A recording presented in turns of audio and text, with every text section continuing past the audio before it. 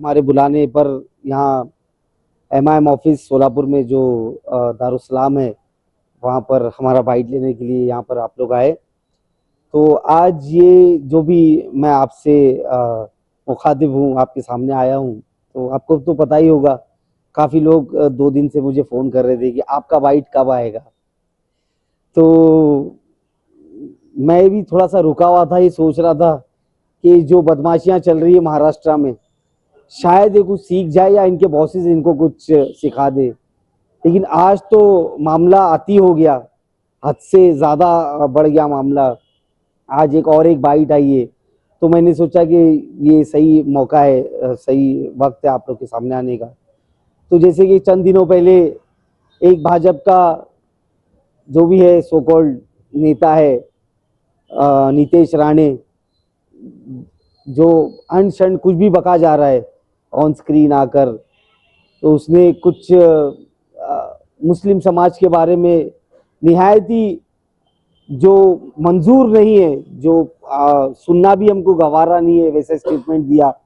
उसने कहा मस्जिदों में घुसकर मारेगा, ये वो। ठीक है, वो नेता है, वो एक स्पेसिफिक पार्टी को बिलोंग करता है जो ये सारी चीज़ों को बढ़ावा देती है। अगर हम थूकेंगे तो एमआईएम भय जाएंगी। ये अरे एमआईएम वालों को, अरे हम सिर्फ फूकेंगे तो तू उड़ जाएगा भाई, तू ही नहीं उड़ेगा, तेरे साथ वाले भी उड़ जाएंगे। तू अंडर एस्टिमेट मत कर। और ये हम क्या है, ये आने वाले विधानसभा इलेक्शंस में हम लोग बताएंगे। साथ ही साथ आज इसने जो स्टेटमेंट दिया है, मैं मुस्लिम समाज को भी इसका दोषी मानता हूं। मैं ये समझता हूं कि आज हमारे एकजुट नहीं होने की वजह से ये जो टिल्लू पिल्लू है, ये राणे परिवार के, इन लोग को मौका मिला है, ये हम लोग हमारे ऊपर इल्जाम लगा सके या हमारे ऊपर उंगली उठा सके, हमारे को वो डरा सके।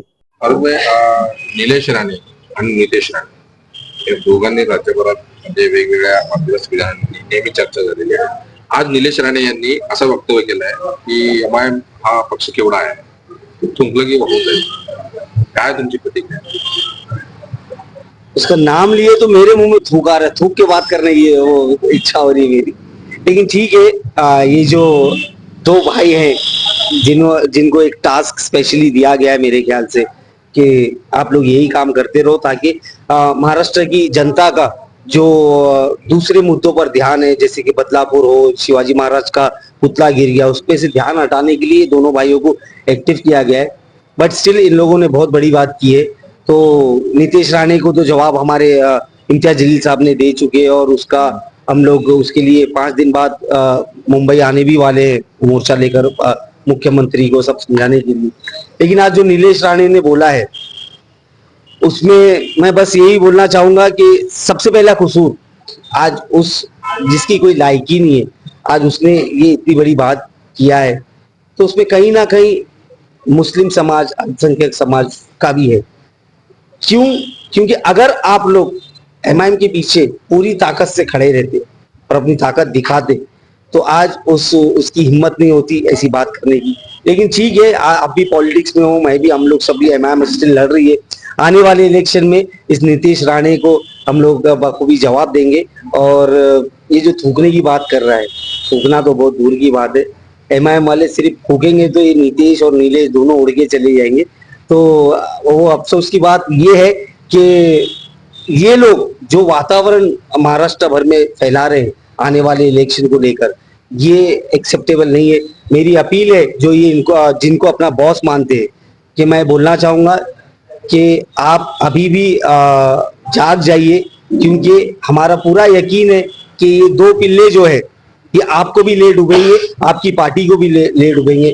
अगर आपको बचना है, अगर आपको एक्टिव रहना है पॉलिटिक्स में, तो ये दोनों को बाहर करिए और इनका नामो निशान मिटाइए। वैसे हम लोग सक्षम है इनका आने वाले इलेक्शन में इनका नामो निशान पॉलिटिक्स में से मिटाने के लिए। और मैं ओपन चैलेंज आज नीलेश राणे को ये कर रहा हूँ, जो थूकने की बात कर रहा है, कि अगर तू अपने आप को इतना ही ताकतवर समझता है और अपने थूक में इतनी ताकत समझता है, तो फारूक शाब्दी ने आज ये सोच दिया है कि वो बैरिस्टर असदुद्दीन ओवैसी साहब और इम्तियाज जलील साहब से ये बात करेगा और मांग करेगा, रिक्वेस्ट करेगा उनको कि जहां से नीलेश राणे इलेक्शन लड़ रहा है, आमदारगी का अगर लड़ रहा है, तो वहां से मुझे टिकट दे। फिर मैं बताना चाहता हूं कि तेरी थूक में ज्यादा ताकत है या हमारे पॉलिटिकल सैलाब, हमारे वोटर्स के थ्रू जो हम सैलाब लाते हैं उसमें ज्यादा ताकत है। और नितेश राणे यांनी असं वक्तव्य केलं होतं 3 दिवसापूर्वी की मशिदीत घुसून मारू. बाप का राज है क्या? बाप का राज चल रहा है। कोई भी आदमी किसी भी धर्म को फॉलो करने वाला हो, वो इसको एक्सेप्ट कभी नहीं करता, चाहे वो मुस्लिम हो या हिंदू हो। मुसलमान कभी इसको बर्दाश्त नहीं करेगा कि मस्जिद में घुस के कोई बंदा आके, और जो मस्जिद में घुस के मारता है ना, वो ना हिंदू होता है ना मुसलमान होता है, वो राक्षस होता है, राक्षस। तो ऐसे राक्षसों से निपटने के लिए अगर मुस्लिम समाज के धर्म स्थल पर कोई हमला करेगा तो मुसलमान सक्षम है, अगर हिंदू समाज के धर्म स्थल पर मंदिरों में कोई हमला करेगा तो हमारे हिंदू भाई सक्षम है उससे निपटने के लिए। तो ये सिर्फ बोलने की बात है, बोलने में और करने में बहुत फर्क होता है।